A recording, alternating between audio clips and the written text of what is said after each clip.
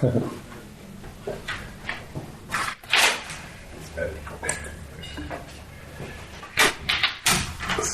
it's Wednesday the 21st of August 2019, and we're at the Scratch Hub at the Battersea Arts Centre in London, and this is Black Heroes Wall of Fame Oral History Project. And so my name is Frank Sweeney, and if you give us your name and spell your name as well. Sure, my name's Maurice McLeod, so that's Maurice Maurice, and McLeod is McLeod. Thank you. And if you could tell us where you was born and the date you was born. Oh, so I was born 3rd of July 1969, I turned 50 this year.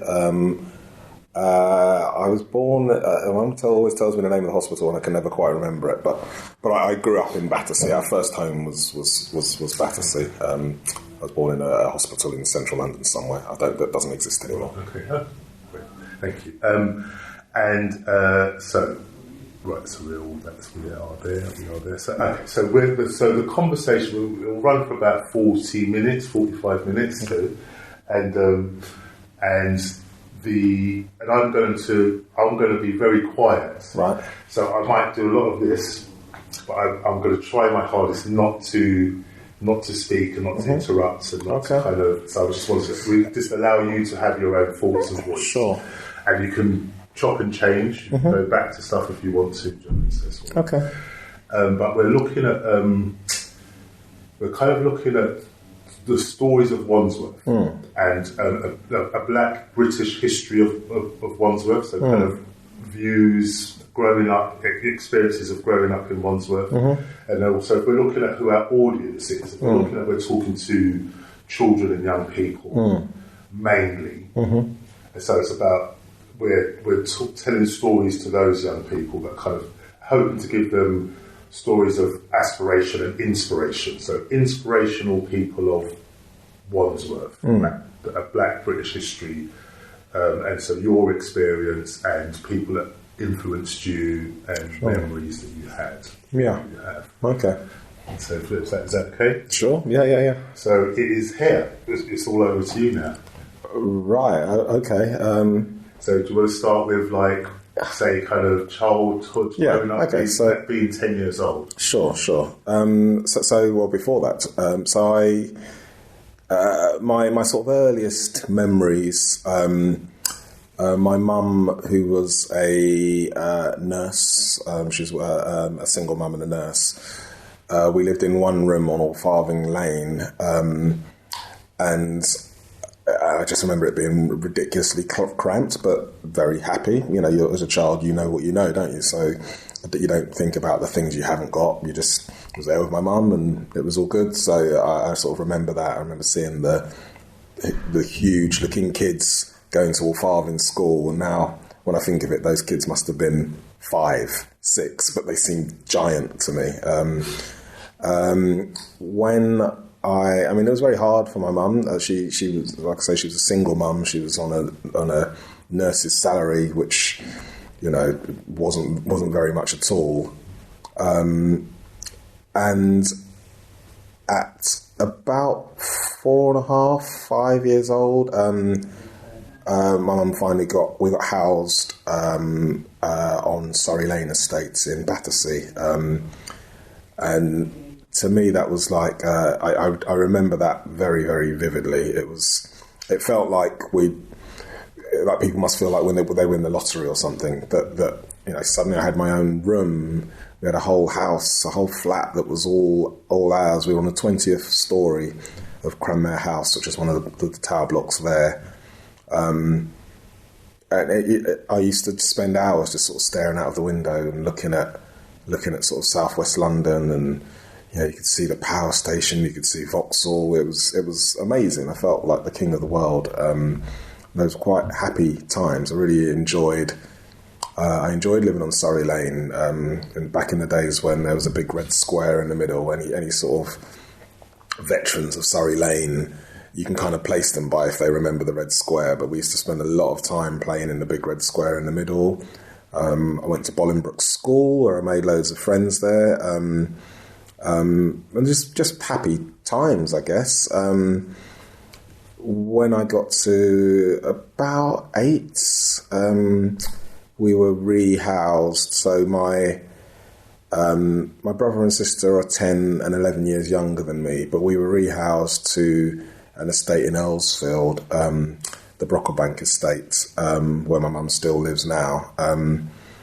And that was, again, and that felt like, I guess the novelty of, oh my God, we got home was different, but we had a house then. It had a back and a front garden and upstairs and all that sort of thing. It felt like very grown up and what have you. But I because I didn't have a bad time on Surrey Lane, to me it didn't feel, it wasn't as big a, way we got out of it as when we moved into Surrey Lane. Moving into our first council home felt like a massive change in life. Also, when we moved to Earlsfield, whereas on Surrey Lane there was quite a mix, it was quite racially mixed. When we first moved to Earlsfield, the estate felt very white. I remember, so I'd have been sort of 8, 9 years old. I remember being chased by, the slightly older white boys on the estate who were like, we don't want any N-words moving on to our estate, that sort of thing. So there was a bit of trouble like that. And that very quickly went away. But very quickly, as more and more people moved on to the estate, as people got to know us, as other black families moved on, the sort of overt racism sort of went away, I think, quite quickly. I mean, there were still maybe issues with people's parents. There was sort of, why are you playing with them? Or that sort of thing happened a little bit. But pretty much it was fairly homogenous and harmonic and whatever. Everyone seemed to get on. I then went to Spencer Park School, which was up on Trinity Road. It's funny listening to my mum's version of this just now. So I was, my mum put me in for a scholarship to go to Emmanuel, which was a private school, which is still there. Spencer Park doesn't exist anymore. And I don't think at 11 you know whether you're bright or not. I think you're just with your friends and you're doing what you're doing. So I was really determined that I didn't want to go to that school. So I sat this exam and it seemed really easy, but I remember thinking if I do this too well, then I'm going to end up getting into the school. So I tried to sort of get a few answers wrong and thought that should do it. And they told me that I was borderline for the scholarship. So that we had a interview with the headmaster. I've written about this in The Guardian, but I had an interview with the headmaster, and my mum describes it that I was like slouching on the chair and being a bit wayward. I don't really remember that, but I guess she's right. And it got to the bit where the headmaster felt like he was about to offer me a place, and I just panicked and went, I don't want to come to your school, it's full of snobs. And he said, well, where do you want to go? I said, I want to go to Spencer Park. That's where all my friends are going. It felt, it was 10 or 11 or whatever. It felt like, I don't think I knew about class politics or anything like that then. It just felt like I would really be a fish out of water. I could sense that I didn't belong in that school. Even to this day, I kind of wonder what that would have been like. If I'd gone to the private school, I dare say my education would have been a bit better. I might have got even slightly better grades. I did okay, but I might have got better grades. I'd probably have a more influential sort of circle of friends. But would I have been happy? I don't know. My school, a lot of people's school years weren't happy. I was really happy at Spencer Park. I learned how to interact with all sorts of people. I'm not sure if this stat's right, but I think when we started school, there were about 200 of us.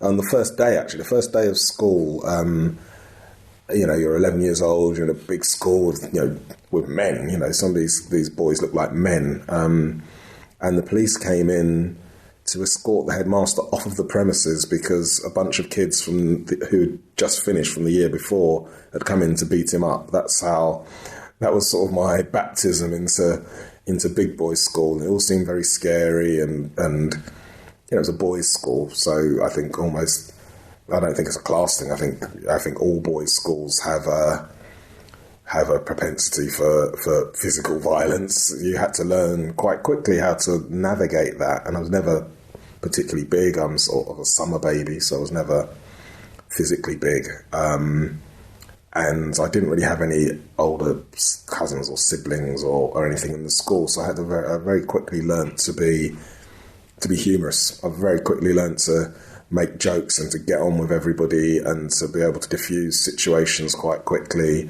work out who the people in the room were that you probably needed to be a little bit careful of. Those are all really valuable skills, and I think I learnt them really quick. If you didn't learn them, you got beaten up a lot. Yeah. And I was luckily didn't really get beaten up very, very much, just because everyone was like, oh no, that's Maurice, he's all right, I kind of managed to sort of foster that brand for myself back then. School, it's interesting. I've been working on sort of anti-racism for most of my life, and so I think about race quite a lot. And our school was, I would be interested to see the stats, but it felt like it was almost a third. So a third black, a third Asian, and a third white. And to my mind, there were no real issues. I mean, there were things that, for instance, the Asian kids called themselves the Spics. I think that's based on, American gang culture. I'm not really even sure. The black kids, wherever they were from, were kind of Jamaican. So it didn't matter whether you were African or from another island in the Caribbean. Jamaican culture sort of dominated quite a lot there. And the white kids were white kids. But I don't remember there being any real race issues. Everyone kind of got along. My best friends were a black guy, a mixed guy, and a white guy. And it was just, racism was something outside. I think the only time I remember having a problem, we were on our bikes at maybe about 13 or 14, and as we'd just cycle for as far as we could and just explore and go wherever you wanted. And we got to Sutton, and there was this van ahead in front of us. Didn't think anything of it, and it just suddenly stopped. And these guys got out, about 4 or 5 blokes, and they had a baseball bat, and they were, shouting racial slurs, and obviously we just cycled off as quickly as we could and got away from them. But just that sort of put in my head the idea that the safety I felt in London was specific to London, and I've always been quite wary about going into the home counties. I know Sutton probably calls itself London now, but in my mind, that's still, there's weird people that live there. It's not normal. It's not like London. Would you say your age group? How old was you at this point? So that was when I was about 13, 14. So I guess we're talking about 1984, that sort of time.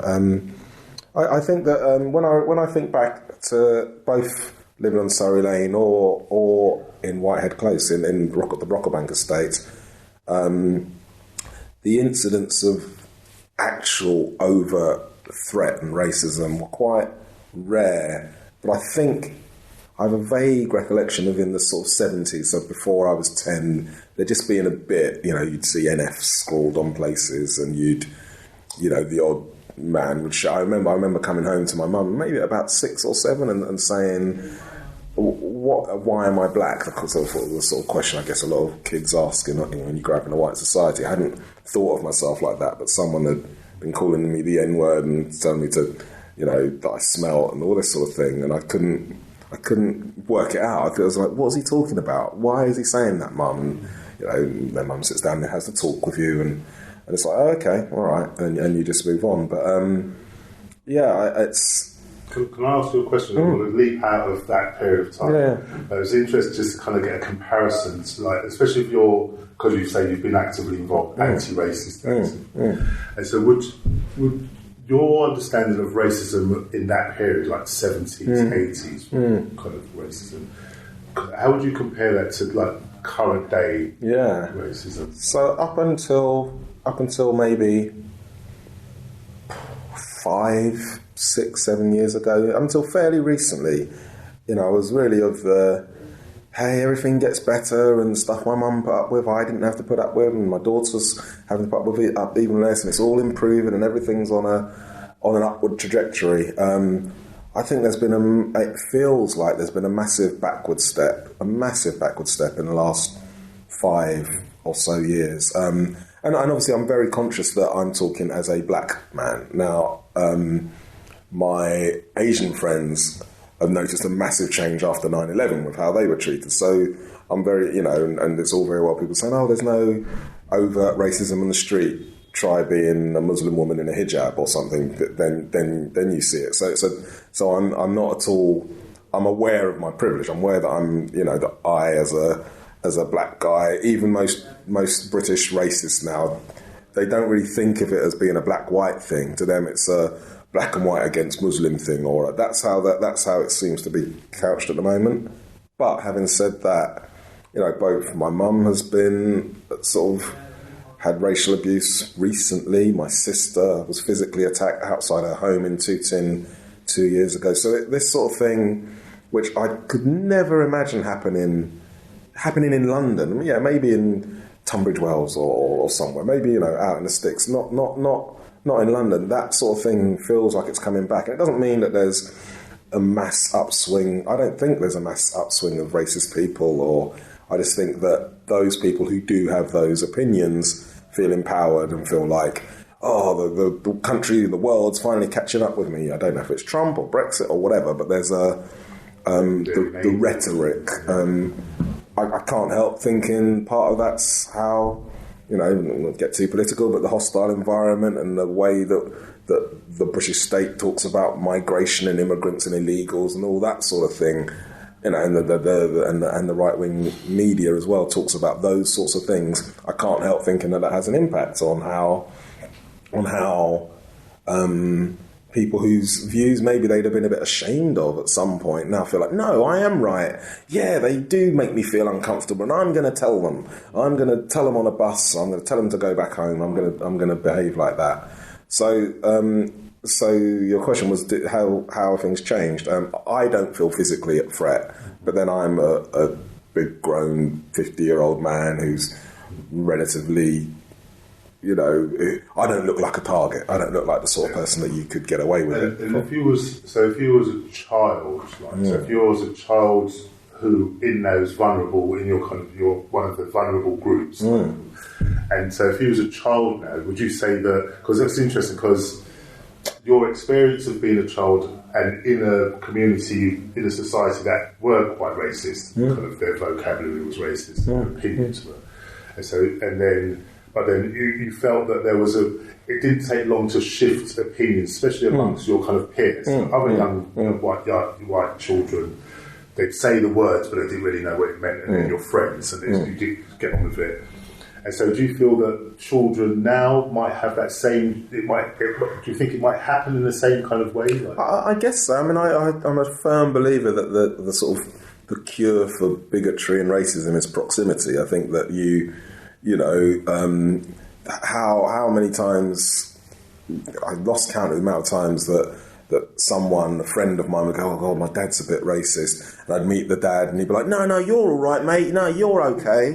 It's because, as in, I know you and you seem like a normal person. And there's nothing different. There was nothing different about me to any other black kid. So it's clearly just the proximity. So the idea of, black kids doing X, Y, and Z in their heads is very different to, the little kid who lives next door. So I think proximity sorts that thing out. And I hope that we get the same. I certainly think with when we talk about Eastern European migrants who were the sort of bête noire a few years ago, and that seems to have died down a bit. Yeah. And now it's now we Muslims. So there's an other.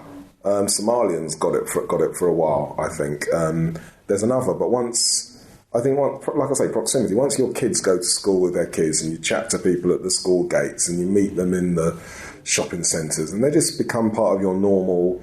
And you might even get interested. Oh right, why do you guys? What is Ramadan? What is this thing? You kind of, it then makes sense to you. And once you remove the ignorance, for most people, I think that falls away. Obviously, there's some people who are just hate-filled, but that's them. I think they're always going to be those people, and there always will be those people. It's whether the rest of society sort of enables that or not. I fear that for a while we've had a bit of an enabling thing for whatever reasons. I think people using certain people to get their political agendas across. So, it's not austerity that means you don't have a house. It's that guy who they've given a home to. That's why you don't have one. And that kind of thing is quite easy to stoke up. Then hopefully it's also quite easy to diffuse over time as people get to know each other. That's maybe I'm being a bit happy clappy kumbaya, but that's what I'd like to think. Some method, haven't we? Sure, absolutely, yeah.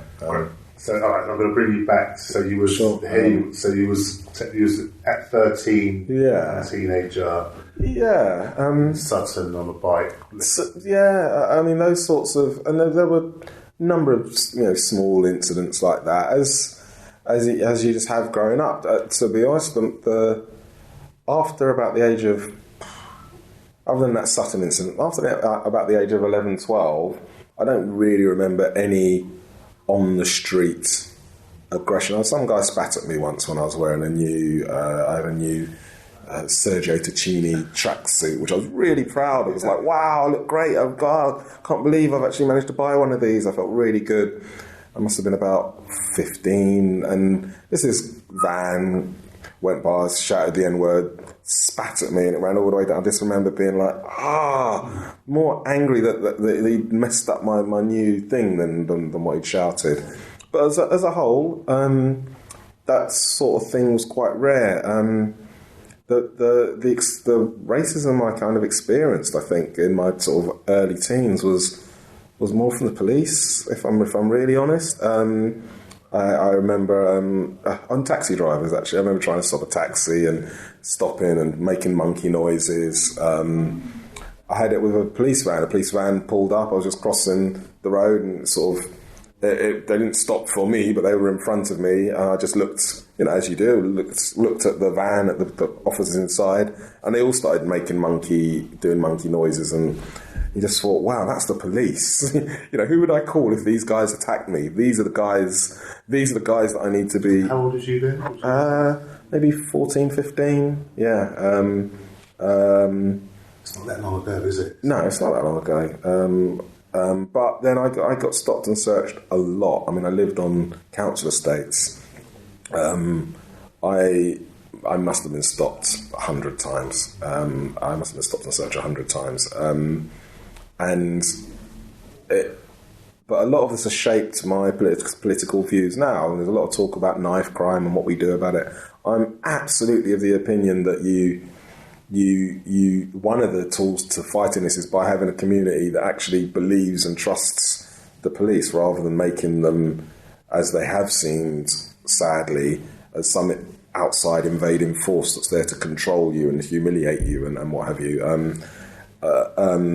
Most times certainly when I was young, and even now I'm a counsellor, when something happens, there's a tragedy in one of the estates, my family or friends or my brother or my little cousins they know what's happened. Everyone knows who's done it and where and how and who and what was the reason, and that's all virtually in the public knowledge. But because there's such a gap between the community and the police, it feels like that sort of thing. Our communities are the victims of this stuff. It's not like we have any wish to protect people that are causing our communities harm, but because there's such a gap, and I think primarily caused by things like stop and search and sus laws back in the day, so that kind of thing concerns me. So I work quite hard to, and because I've had those experiences all through my early adulthood, I find it very hard to even go and ask the police for directions. Like, I'd be out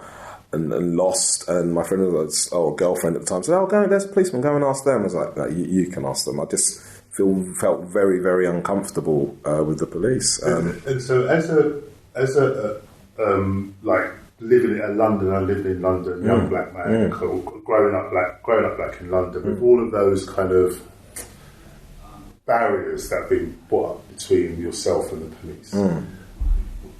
How have you adjusted your mindset now to your relationship with the same as I was talking about the cure for racism is proximity. The same, it's still bigotry. So I know that I have a bias and a bigotry because of maybe some of the ways that I was treated, but I know that I have a bias in my head when I see a police officer. And certainly was working as a counsellor, I work quite closely with the police. I know personally my local ward team. I know, they're nice people. And so getting to know them and being like, these are just people who are like me, I think, dedicated to doing stuff for their community. They want to do the right thing. These on a whole are good people. That's so it's by actually putting personality behind the badge, rather than that's a copper. It's like, okay, that's... Would that have been... Is that you as a counsellor brings you... Certainly me as a counsellor. You as a layperson. So layperson, 50-year-old layperson from Tennessee. Could that happen? Sadly, I mean, I would like to think so. I mean, there are, the police do the occasional coffee morning and all that. I think that it's very hard. I mean, before I was a counsellor, I've been a journalist for like 20 or 30 years. I was crime correspondent on The Voice 20 odd years ago. So I've always had to deal with the police in a professional capacity, and so that's helped. If I hadn't had to do that, where would you see them? It's not, in the old days, there'd be the copper who would walk on your estate, so you'd get to know them at least. I don't feel like there's that anymore, so I don't know where you do make that personal link with someone that makes you see them as something other than just a badge. So I don't know. Literally for me, I guess the change was as I got older, I don't so much look like who they're looking for, so I don't get stopped anymore. So I don't have that antagonistic connection with them all the time. But it's interesting because that was like. Actually, I was just thinking about conversation with the 10-year-olds now. I'm thinking, actually, to say that they don't have to look forward to this relationship with the police. If you're 10 years old now, for the next 7 years of your life, you're more than likely going to have... it would be great to be able to say you're going to have a good relationship with the police, but it's more than likely not going to be that, is it? Sadly. I mean, and Again, I'm trying not to be political about stuff, but there's a change in government at the moment. There's a change in tone. We've now got a prime minister who's trying to police his way out of various issues and wants the police to be tougher and wants more stop and search and wants more powers, and makes a big play of the fact that when he was in London that there was a slight dip at one point and then it went up again in murders. People forget that when he was mayor of London, that London riots were sparked. Do you know what I mean? You forget that, I lived through those riots. I lived through the ones in Brixton or in the 80s. I remember these riots. I remember the feeling of when the streets are just like, no, we've had enough of this. We can't. We have to do everything in our power not to go back in that direction, I think. But yeah, so when I talk to my little nephews and nieces about it, I have to, I guess like everyone, I have to coach them and say, you know what, sometimes things aren't going to be fair. Sometimes you're going to be stopped. You're going to feel really angry that this is happening to you. You need to learn, and it's a hard thing, you need to learn how to swallow that anger and smile and be like, oh, okay, right, and that's how you need to learn to be. And it's not the lesson you normally tell to kids. You normally say, stand up for yourself. Don't let anyone take the mickey out of you. You can't have that level of that sense of injustice. You need to channel it somewhere else and go, okay, this has happened, but what do I do about it? If you mouth off to the police or act in a certain way when you're stopped, you're going to make things so much worse for yourself. So it's just because it's unfair. It's unfair on the kind of honest police officer who wants to make a positive contribution, because they're up against this where everyone's being forced into this hostile relationship with each other, this antagonistic relationship. No, so if that's what a young person's got to feel. Okay, now I've got to become this person that's submissive and swallow my kind of pride, and you're never going to feel like. How do you kind of now overcome that? I want to be a police officer. I mean, I honestly think the only way I've got no issue with the idea of putting 10 or 20,000 extra police on the streets. None at all. I think it's a great idea. If those police, what we need is community policing. What we need is like I say, you need officers that either come from specific communities and or if not, if you can't get that, then at least officers that really get to know the area that they walk. They know their patch. They know, oh, okay, that's so and so's son. Let me just go and have a chat with his mum about that. You need that kind of police officer, and once you get that. I think there's still, you're not going to fix the relationship overnight, but because you're still going to get, even if you're just seen talking to the police, you're one of them kind of boys, are you? You still have that issue, but over time, you know what, that copper's all right though. That copper I can go and talk to. That copper, if he stops me, it's a conversation. It's not him exerting his force on me, which it often feels like. It sometimes feels like police going, you are subservient, and we're gonna show you that you are. You need to, I don't know what I'd say to young people on that, if I'm honest. Let's work to get to a situation where they don't have to learn to be submissive or whatever, because the policemen treat them with respect and they treat the police with respect, and it's done from it's done with police that know what they're talking about and are connected to the community. And I wonder if there's a kind of I don't know if it's a passive resistance or a kind of a counter resistance that the community can, rather than have to react to the approach of the police, but to actually occupy the space. And so, if we were to go and greet the police officer, if we was to kind of go and welcome the police officer, do you know what I mean? So if we took it upon us, if you go down the street, we wave at the police officer and we engage with them and occupied that space. Yeah. And even if it was an attitude, a kind of a shift in the attitude, is that actually, and it won't happen. I mean, if you've got if you have a reason to avoid the police, you won't go into that space. Yeah. But if you're just an ordinary person and you have to find a way to deal with that relationship with the police, if we were to be able to empower ourselves to. I agree. I think the challenge is that police are so scarce and so hard worked. They don't have the time to do that. So I sit on the Safer Neighbourhood panel in Queenstown, and we meet with the police once a month, and it's all the residents' associations from the various estates. So they get to know various officers, but that's one person from an estate of 3,000 people who goes, oh, that's Simon, that's so-and-so, that's not, I don't know how you, and they have, like I say, they have coffee mornings, but it's the sort of sadly, the sort of person that's likely to go to those coffee mornings is also the sort of person that you probably don't need to do that work on. They're the neighbourhood watch person, they're the this, they're the that. They're already engaged. They're already engaged, they're already feel great about the police. I do these residents' association meetings quite regularly, and I'm always quite struck, even on a quite black estate, that the association's quite white, and it's down to how time and agency, who's got the capacity to, who thinks, a meeting, yeah, fine, I'm going to go, and who thinks, it's some silly meeting, I don't want to get involved. It's how people perceive those things. So I did that meeting, and then I did a different meeting about stop and search, about what your rights are, is it a good thing, is it a bad thing, how do you protect your kids, this sort of thing. How do we deal with, what do we think about stop and search? Entirely black room. To the point that I was going, wow, where are these people normally? Where are these people when we're having these meetings? I don't put that down to.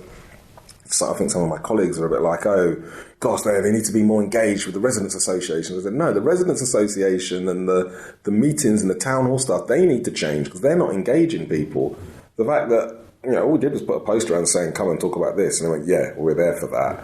If you want to talk about I don't know, whatever happened, the other stuff isn't engaging. So you need to find a way of making that. People are like, yeah, whatever, fix the light, don't fix the light. That's not the overriding concern. You know, people are concerned about their children and their safety and that. There's no headspace to think about who's going to collect the rubbish today. Yeah, you're probably working and, you know, in a job that either doesn't pay that. You know, there's so many other things going on for you. To make space, it needs to matter to you. And I feel like a lot of those meetings, the town hall meetings that I have to go to, I sit there thinking, why is this meeting happening? What is the point of this? It's posturing, and so, you know, they're going to win. They've got more votes. So what's the point of all this? It's all just puffing up feathers, and it's nonsense. So I can see why people don't engage. You're a Labour councillor. I'm a Labour councillor, yeah. You're a Labour councillor in a kind of in a conservative stronghold. Well, it's not a stronghold so much. It's kind of so we in the last local elections we missed by about 140 votes. So I think there are 26 or 27 Labour councillors and 30 or 31 Tories. So it's close, but they still win. There's still enough of them that it doesn't matter what we say unless we bring them with us. It ain't going to happen. We're just sort of posturing, and you know. And I think there's a lot of.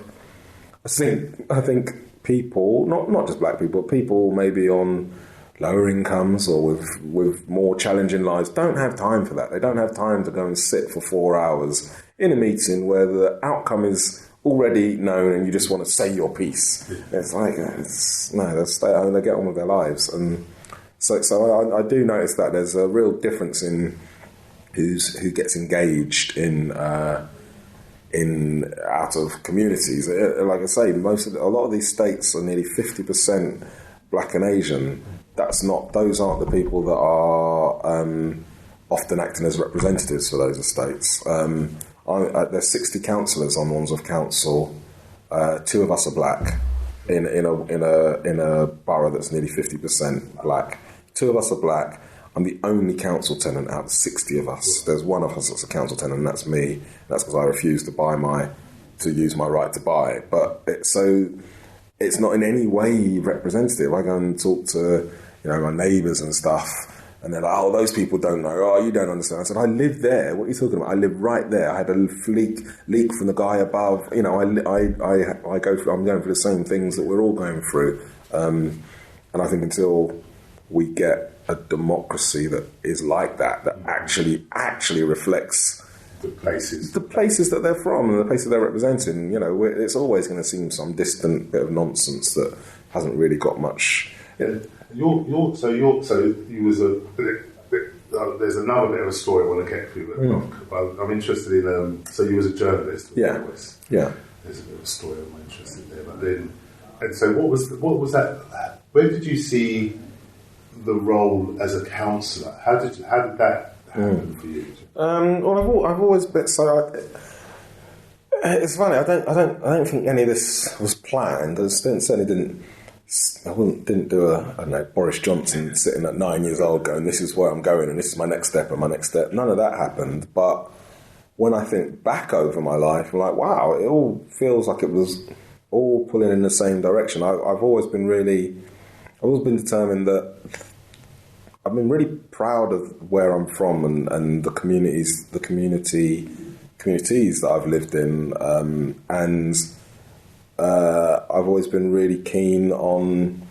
It felt like there was a world that goes on, the sort of the mainstream established world of what have you, the middle class world, let's say, and then there's everything that goes on the estates, and we're by far the majority of people, but you wouldn't think that if you look at the news, if you look at anything you look at, you would think that Britain is pretty much a middle class country, and most people go on 2 or 3 holidays a year, and there's this whole massive group of people that are almost ignored. Like, so it's always felt like my role has been not to speak for, but I'm one of these people, and I'm not going to be quiet. I'm not going to just sit on my hands or assimilate, which is a lot of my friends who came from where I came from and who went to uni and kind of did all right, and I look at their lives now and going, everything you're doing is to almost keep us far away from where we grew up as possible, because, that was bad. Instead of thinking, wow, I've got some ability and resource, let me try and improve this in some way. And I've never really had any money, but I wanted to be a journalist so I could tell the stories that came from where I wanted to talk to and for the people that I saw all around me. So I started at The Voice, and I've worked at The Guardian. I set up 2 or 3 companies of my own, and then I used to run a media platform for Black and Asian writers. And I made a decision when my daughter, when I was 21 at university, my daughter came along, obviously unexpected, and I had to make a decision. It's like, well, what if you can't just sort of bumble through life? What is your career? What are you going to do in your life? How are you going to support this child? What's happening? And I long thought, I'm really into politics. I'm really into telling stories. I thought the way that you can have the most influence is through journalism. So I took a long time, to be honest, to work out how you become a journalist. I didn't know any journalists. It wasn't an uncle that I could phone who knew. He was like, let me get you in on work experience. It took me a long time. I found out, spoke to a couple of senior journalists and found out that the postgraduate course at City University was supposed to be the best one. So I applied and got rejected, and I applied the next year and got rejected, and I applied the third year, and the head of the course sort of said, it's you again, wow, you seem determined, but what happens when I say no this year? What happens if I say no? I'll just see you next year. I'll just see you next year then. She went, okay, all right, you're on the course.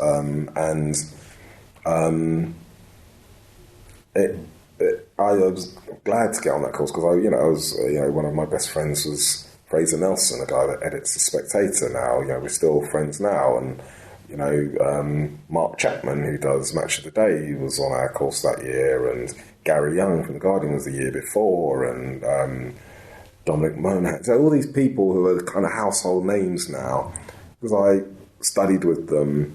And it's not about, I think that race plays in a funny way, doesn't it? It's like, I could sit there going, it's because I'm black that I haven't had these opportunities, it's because I'm black. But what's more like, unless you're like a psychopath, what's more likely to happen is you go, something in me, isn't it? I've not done this, I've not worked hard enough, and I failed in some way. I didn't.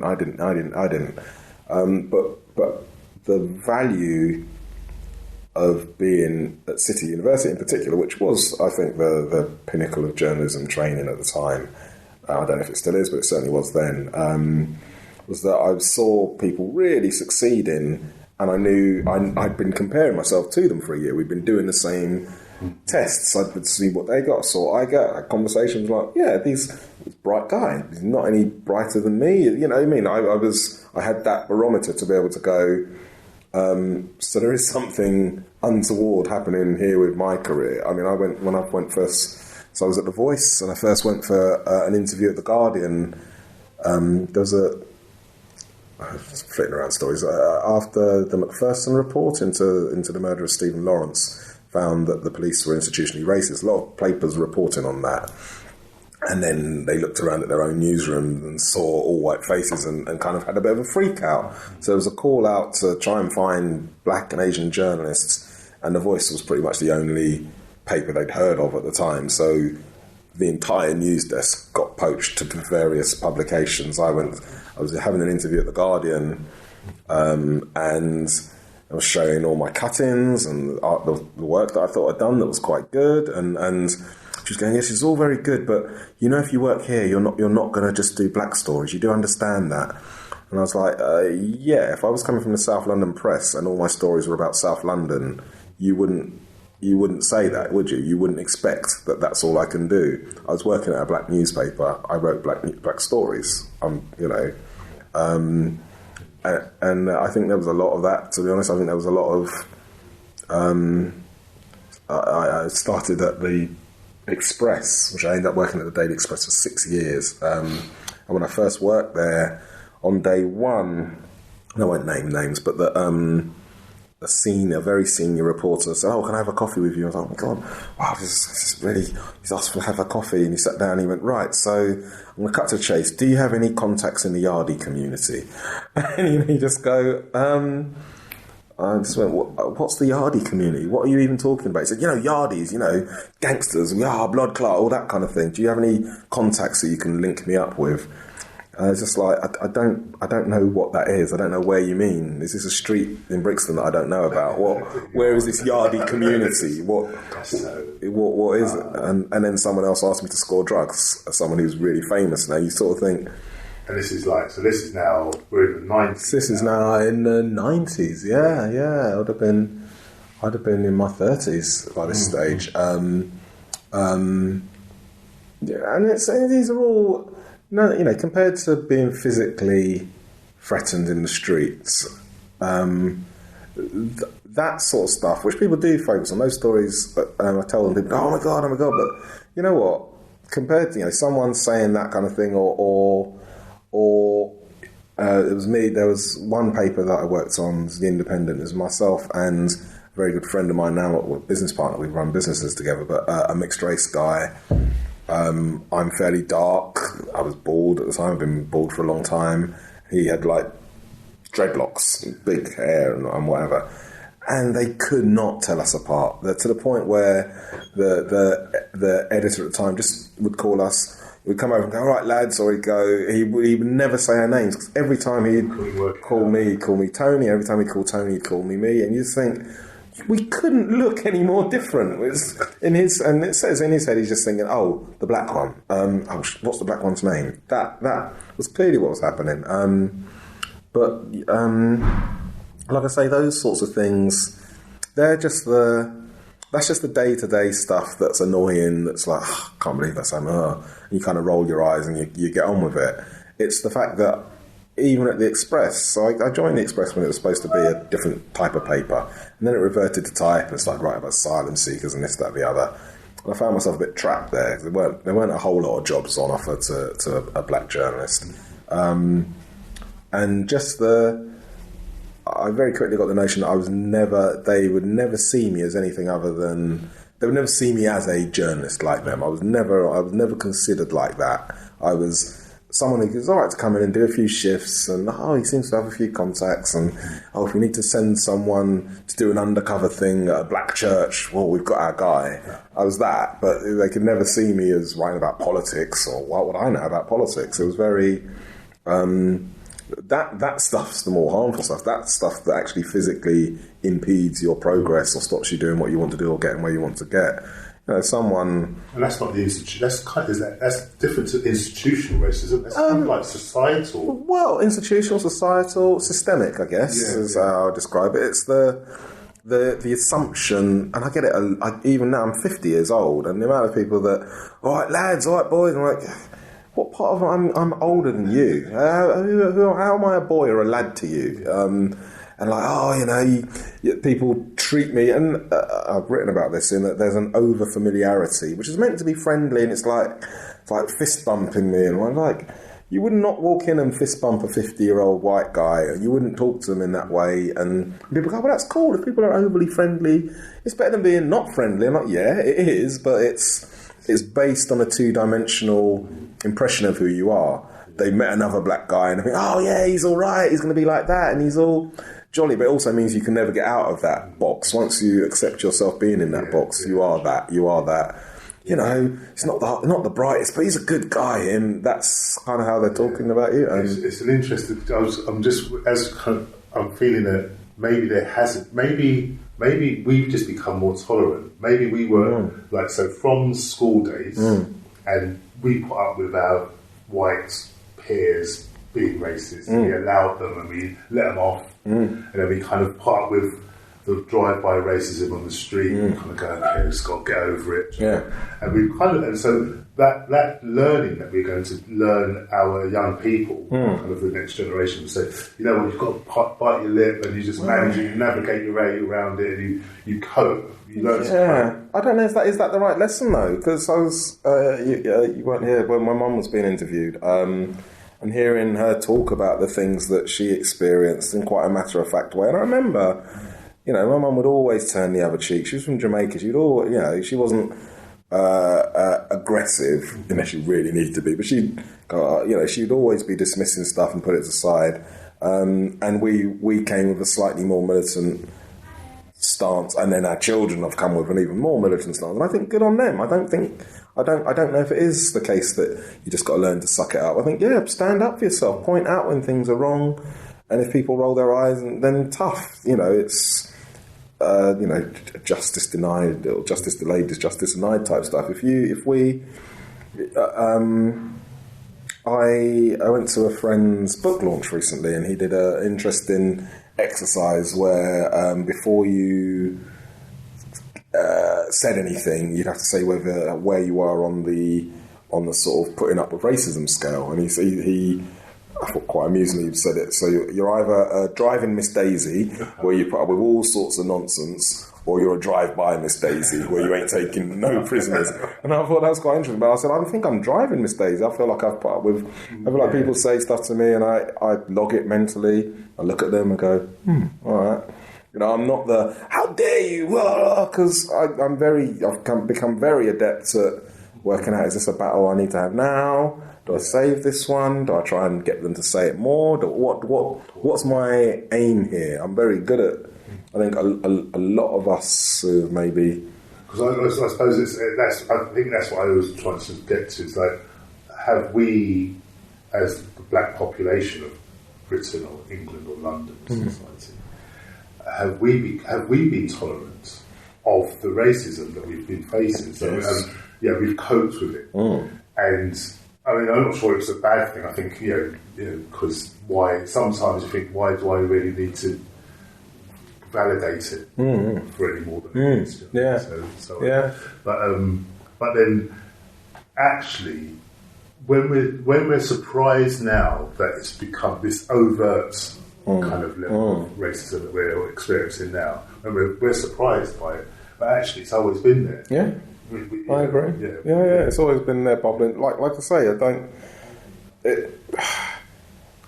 although the incidents have decreased, there's, it was 4 years ago, I was in Marbella in an English bar, so everyone was white in there, was dancing, this girl started dancing with me, guy came up and looked aggressively at her. I thought, was that your boyfriend? She was like, yeah. So I'm like, oh mate, sorry about that, didn't know. He had his glass, he just went, F off, or I'll glass you N-word. And you just sort of go, I sort of looked at him, I sort of smiled, I went, oh, mate, come on. He went, F off, or I will glass you N-word. And just sort of go, okay. And I looked around at his table, all sort of shaven-headed white guys. I thought, that's what... I could get angry, get in a big fight, might lay a punch on him even, but I might lose an eye. Why? So I just looked at him and went, whatever, and just sort of walked off. So it's always... I feel like it's always there. It's always something I'm conscious of, maybe too conscious of. If I walk into a space, a restaurant, a theatre or whatever, I am very conscious if I'm the only black person. It's to a point where white friends and even partners have said, God, you always notice. Why do you always have to go, I'm the only black person here apart from the chef? Why do you always have to see that? Because I'm black and I see it. I'm sorry. If we walked into a room and it was all men, I'd expect you to go, God, I'm the only woman in here. I'd expect you to notice that. So why does it upset you that I notice it? Why does it? Because you want to just not think of it. You want to just be in this everything's lovely, everything's perfect world. It's perfect if we're not there. You know what I mean? It's perfect if we're not there. Yeah, challenge it or raise it. Yeah. I've gone completely off piece. I don't know where. So no, it's great. It's interesting. But I was interested in your. So there's the kind of your growing up, your fashion. You said Sergio Tacchini, and so when's your? Because I'm interested. So a couple of things: fashion and music. So you used to kind of chart your transition to independence. Like, so you're making your own choices about your fashion style, the music that you produce. Yeah. So I remember I feel like I was always on the wrong musical format, and I was on tapes when everyone else was like either on vinyl, and so I had tapes, and I didn't do CDs. I was like, no, tapes, that's what I've got. So I had my tapes, which are all warped and rubbish now. Anyway, I remember the first tape that I owned, produced, not something I recorded off the radio, was my mum bought me Michael Jackson's Thriller. And I was like, oh, wow, yeah. And then my mum bought me Eddie Grant's Killer on the Rampage, with Rock Down To and all that sort of stuff on there. I remember those two tapes. But the things I bought for myself were Police and Madness. So, and it was interesting. I bought myself the white music, and my mum, was she trying to blacken me up? I don't know. It make me interesting. That's what my mum bought me, and that's what I bought myself. But my music's always been quite, everyone says they're eclectic, don't they? But it is quite eclectic. I think that I very much grew up in the hip-hop era, so hip-hop felt like our music. It really did, and it was, for a big chunk, it wasn't mainstream like it is now. It was underground. I remember we went to, must have been 15, 16, and so first of all, we discovered Kings Road. So even though I was living in Earlsford, all my friends still lived in Surrey Lane. So, and just across the bridge is Chelsea and Kings Road. And we discovered, just across this little bridge near our house, there's this whole world of like rich, attractive women who just had a different mindset and were like, wow, and thought we were like the gangsterest gangsters they'd ever seen, because we were just like black, basically. But they thought we were like proper yardies and rough people and what have you. And we kind of played on that a bit. And but we were, so there was I remember a very distinct sort of separation in the black community on, so there were the sort of, I guess, the freaky deakies, that we were into jazz funk, rare groove, this sort of thing. And then there were the raggers who were into sound systems, and we all lived in the same estates. We knew each other, whatever, but we felt like two different tribes. And it kind of felt like hip-hop joined them. It felt like hip-hop had links to, the sound system kind of thing, and it also, depending on who, there were links to the sort of the jazz and the rare groove thing for hip-hop. So I mean, hip-hop was if I think of my music, I think of hip-hop, and I think of sort of, the Public Enemies and this sort of thing. That's what that's what politicized me as well. That's the first, I had all these thoughts and these views, but it was listening to that and going, what does that mean? And me going, oh, that was what politicized me. And actually Billy Bragg, the white left-wing musician. So musically it was, and when we were into rare groove, that was a real sort of navel gazing, with the mates who were like really into their music, and they're going, oh, I found this track, and it's like some James Brown track, but it's a slightly different version. I'm like, wow, yeah, and getting really, I guess that wouldn't work now because you just Google it and it would be there, but it was a real hunt for new things. And a lot of this music was music that my stepdad and my uncles and, I'd heard all this stuff before, so there was a bit of a, white people reintroduced me to the music that I'd kind of grown up with. The same that with reggae, I wasn't into reggae at all. That reggae was like my mum's music, and the slightly older kids, it was their music. And then, I went to university or whatever, and white people reintroduced me to like Bob Marley and stuff. I'm like, that's really good. Oh, that's nice. Really interesting that it went that way round. So, and in terms of fashion, so our style, early on when we were in that sort of jazz funk age, I remember we used to wear, went to Top Man, and we bought these wing-collared shirts and pink bow ties and God knows, these like jackets that were like shiny and like looked like water when they moved. I felt like, I don't know, trying to dress like some 70s pimp or something. I don't know what the look was, but we had flat tops and like quiffs and sort of that kind of grew into like the Pasadena type, those guys. So they were sort of, a lot of them, some of them were from around here, so we knew those guys. Fashion wise, I mean, I never had much money, to be honest, so it was always quite trendy. We used to call ourselves, it was like I remember sort of jeans and sort of jeans jackets, a bit of a cowboy thing that seemed to go on for a little while. I seem to remember everyone had cowboy boots and what have you. And you think, like, historically, if I was more aware, I'd be like, I ain't dressing up like no damn cowboy, but at the time, that was sort of the style. Little, and little, like, string ties and all this weird stuff, and it was all quite dressy-uppy, whereas the sort of the raggers or whatever, they were more, I don't know, tracksuits and whatever. They didn't seem to have that same, they didn't dress in the same way, and we're a bit scared of them, to be honest. You know what I mean? They wouldn't. Yeah, they'd be quite happy to beat us up a little bit. So I was a bit scared of them lot.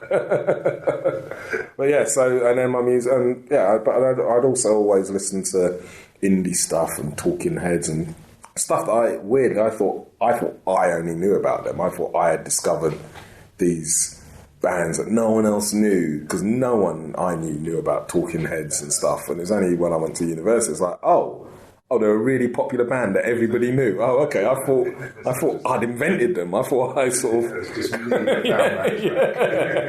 it sort of felt like it was a bit like that. And because I was quite political, so I listened to quite sort of protesty songs. So that got me listening to Bob Dylan and I don't know, some of the '60s stuff and some of the black stuff. So you know, like Curtis and I know Roy Ayers and Gil Scott-Heron, of course, so that kind of music. It's only really, and then hip hop. When hip hop became more conscious, when it wasn't just hip when it was, you know, when it started being talking about actual things, actual issues. Which makes me quite.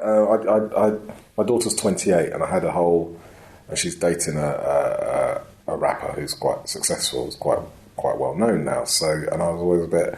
Your music is not the music from now is just nonsense, and I caught myself saying, I was like, that's just the old person thing. That's what my folks we used to talk about hip hop. They'd be like, you're just listening to the same soul and funk that we've always listened to, but you know, you think you've invented something, but it's the same music, and that's what I was saying. But it's just the same music with auto-tune. That's all you've got now. It's a bit of auto-tune.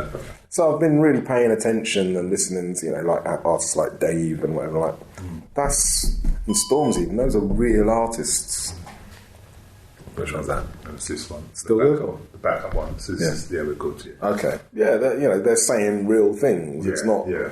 Yeah, some of it's still got to be in with the swagger and whatever, but yeah, they're saying real things. So I really try not to be our music was better type guy. The music we listened to anyway was old music. We were listening to, like I say, James Brown and stuff that wasn't of our time. It was from before us. This is this one, isn't it? So this is just one. This was the backup one, so that's all right. This is the main one. What else is it? So that was fashion. That was music. Yeah. And what's interesting? So what was my question about your? So what I was interested in is to kind of see, is there? Because Pasadena's were Wandsworth Battersea group, and and I suppose it's kind of inspirational tales I'm kind of looking at. So I was just interested about how they influenced you, you growing up and your friends growing up in Battersea. Well, not so much. So the Pasadena's, I felt they broke through when we were sort of 16, 17. And by that stage, I mean, we were doing our own nightclubs and stuff, so I wouldn't say, and you know, there was lots of overlap in knowing them. So I didn't really know any of them, but a couple of my mates did. And so they weren't like, oh my god, you know, it's like, some of the guys have broken on telly. Wicked. Yeah. It felt like that rather than. I wouldn't say they influenced us in that way. I'm trying to think of influences. Well, so sadly, because I guess the generation before us had come over on the boats, basically. We're talking about, like, you know, my mum's generation had come over on the boats, and I wasn't woke enough or whatever to know about Marcus Garvey and Frantz Fanon. I didn't know about that. I didn't know about that sort of stuff back then. I don't feel like there were many. I mean, if you think of, I was thinking, you know, in my early teens, or who were the black people you'd see on telly? Lenny Henry, Craig Charles and Red Dwarf. There weren't many, and I wouldn't say they were people massively. Trevor McDonald, not. I wouldn't. So if you was to kind of go like a short spread of famous black people in your consciousness when you was growing up, where would you? Gosh, yeah. Doesn't have to be in this country. Yeah. So I'm thinking, I didn't really know much. Yes, okay. So in this country, there were people like Floella Benjamin. I seem to remember her, and there were the sports stars, obviously. So the Tessa Sandersons and the Phil Browns and Chris Akabusi and those sorts of things. Daley Thompson was sort of before that, or felt like he was before that. Footballers, or John Barnes, I guess. I'm a Liverpool fan, so John Barnes was special to me. But really, even at football, even quite early in football, people sort of, because I think football's like 25% black now. Yeah. But back in those days, before John Barnes, Liverpool had a black player, a guy called Howard Gale, who was a sub, who rarely get on, but when he ever did, I was really excited. Oh, Howard Gale's playing, and so it was quite. You might have one black player at your team, unless you're West Brom, then you had three. Yeah. But it was pretty much you'd have one black player, so it wasn't that. But it was kind of written. It was kind of written in ink, wasn't it? They do not employ black people. Yeah, absolutely, yeah, totally, yeah. So I guess McCall Lewis and Calvin Smith, that like the athletics of the runners, wasn't really when you got into the Jamaican runners happening. Then it was more of the Americans. So there was a few athletes that you kind of know, the Michael Jacksons, I guess, and that kind of thing. A lot of it was American focused. Didn't know anything about people like, I don't know, Fela Kuti, or didn't know anything about that. Oh, Miriam Makeba I'd known because I think my mum had played her, but as I was aware that there was a person called that. So when did Nelson Mandela arrive in your consciousness, do you think? So that would be that must be sort of 16, 17 when I knew about South Africa. Yeah. I mean, I joined protests outside the embassy and that kind of thing. It was not like it wasn't. My mum wasn't particularly knowledgeable about sort of geopolitical stuff. She didn't talk to me about Garvey or anything, and she, even though she grew up in Jamaica, her family were quite middle class, or where she grew up was quite middle class, so she didn't grow up talking about Haile Selassie or any of that sort of thing that some of my black peers knew about. I was like, who's Haile Selassie? Is that a woman? What is her name? Haile? I didn't really get it. I'm trying to think. There weren't a whole lot of black role models. I can't really. And Roots. When did Roots? Roots are obviously. I remember that was 70 something, 77 was it? Maybe, yeah. So everyone. I mean, gosh, that was a phenomenon in so many ways. I remember at school, absolutely increased. There was a bit where, if a white guy was beating up a black boy, it'd always be like, say your name, your name's Kunta, and all this kind of shit. That was all, your name's Toby, those bits were, and calling black people Chicken George and all that. But I remember everyone, people have different relationships with Roots. I remember being a bit embarrassed by it. It's a bit like, it felt like, don't say this. Because I felt like we knew a bit about slavery, a little bit, but it didn't watch it and go, oh yeah, people are rising up. It's like, oh no, look what they used to do to us. Oh, they're going to give us, I'm going to get grief at school for it. It felt like that. It didn't feel like, like I say, that was in the 70s, or am I imagining? No, I think it was like mid to late 70s. Yeah, okay. So then I was like 7 or 8 years. So I was young. I think it would have been different.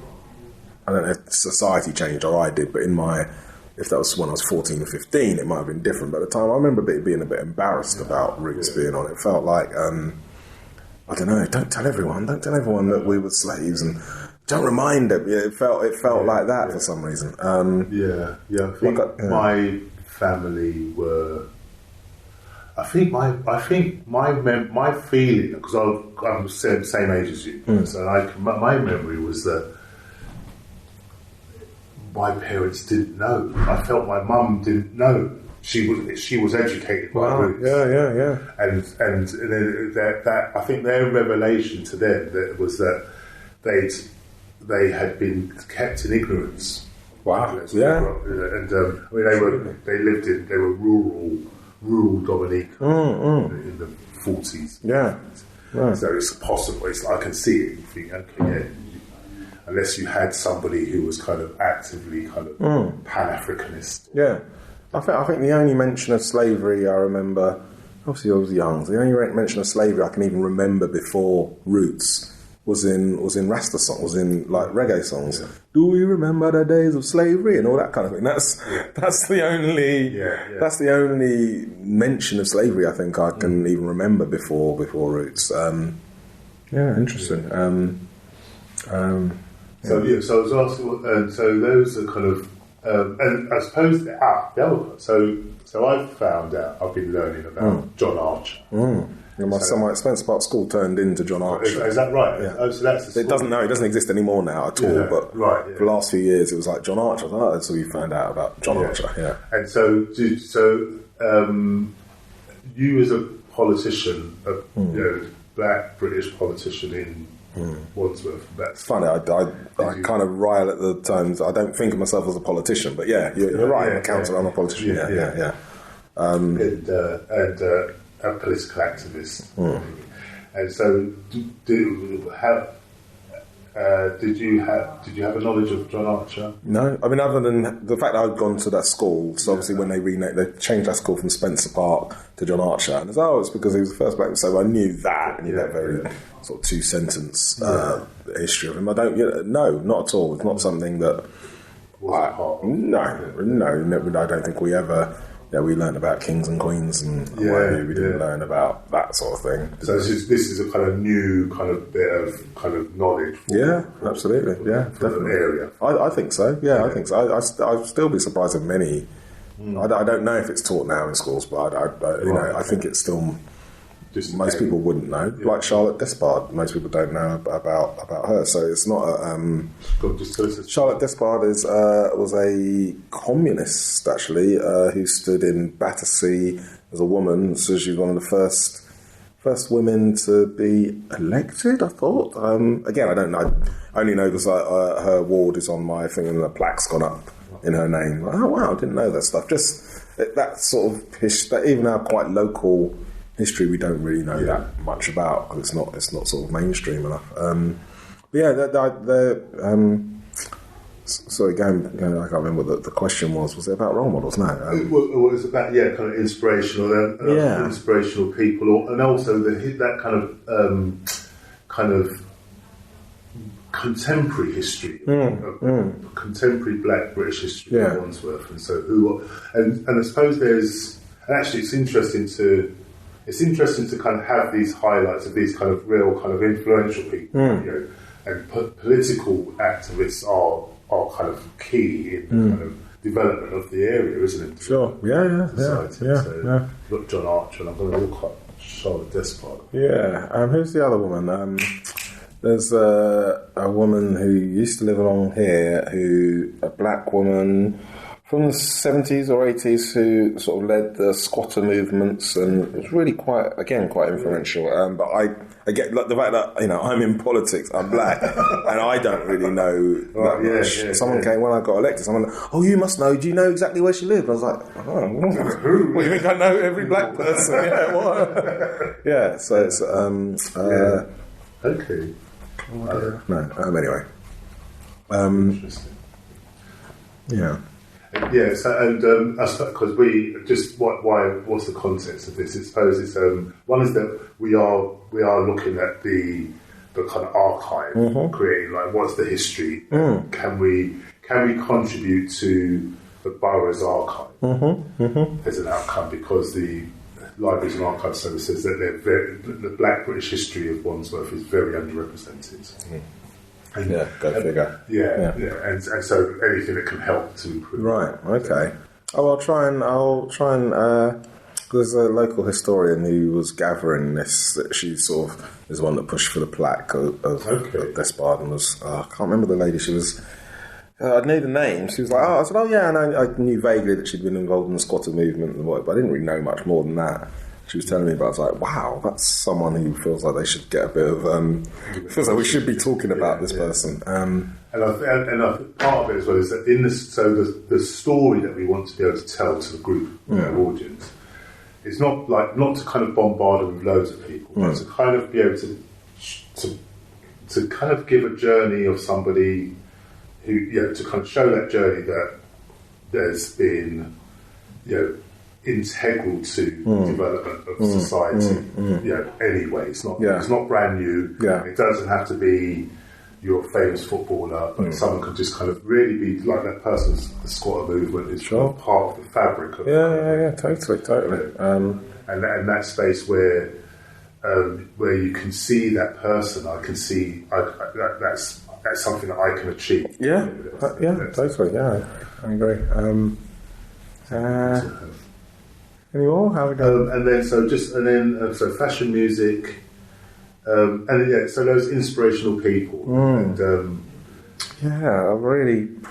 But have a think. Yeah, it's bad. I can't really think of it. I can't. Not in terms of British. Not certainly in terms of Black British or whatever. I just don't feel like that was part of our dialogue. Well, also it's interesting because that's interesting that. The user of the voice, Flip Fraser was the first editor of the Right, yeah. And then his motivation, one of his motivations for creating Black Heroes in the Hall of Fame was that there was no stories being told. There was no, And when we look at, so one of our role responsibilities there is about, one is to remount the original production, as well.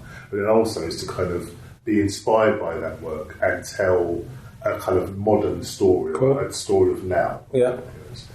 And when you look at Black Heroes in the Hall of Fame original, those heroes were very historically ancient Africa, great.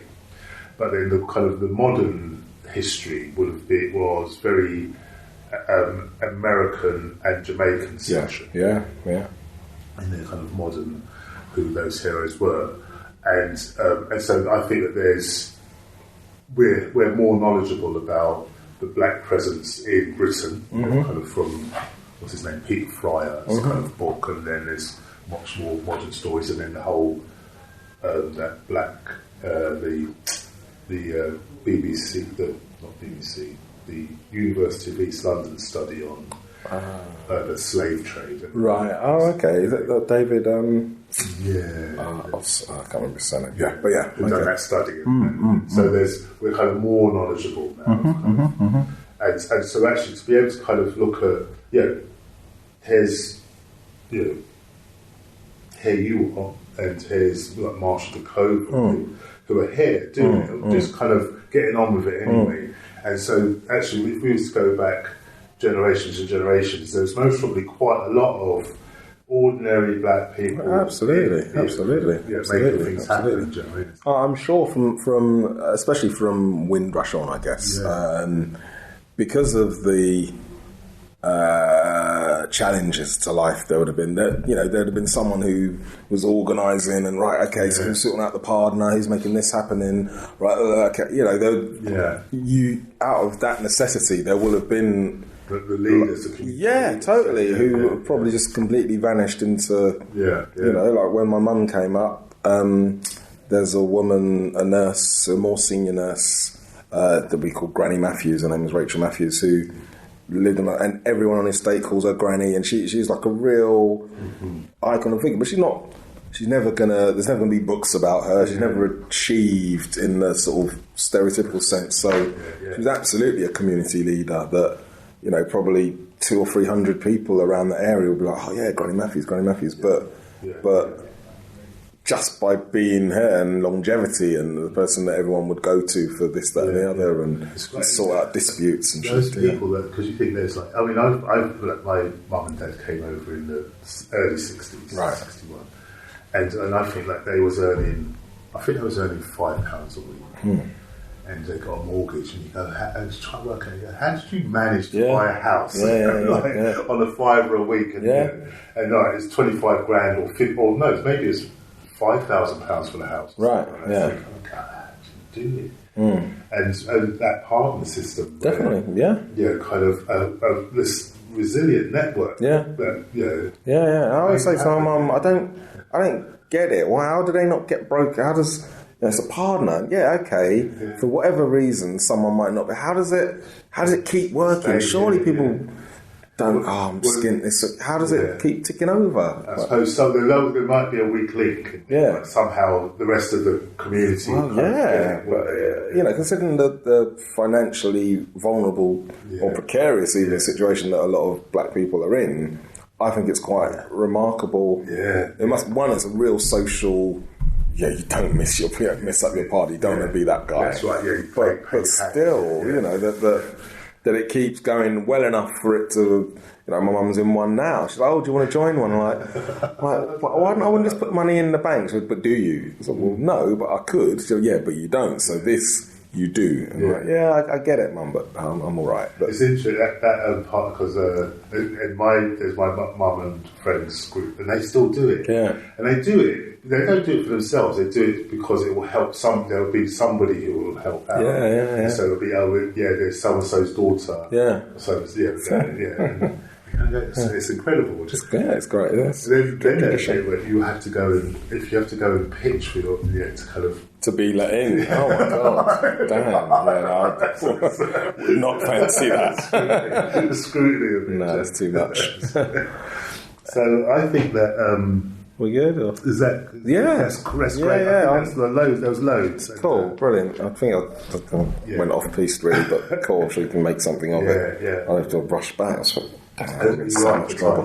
No, I was supposed to be on lunch. They're gonna. Oh right, sorry. No,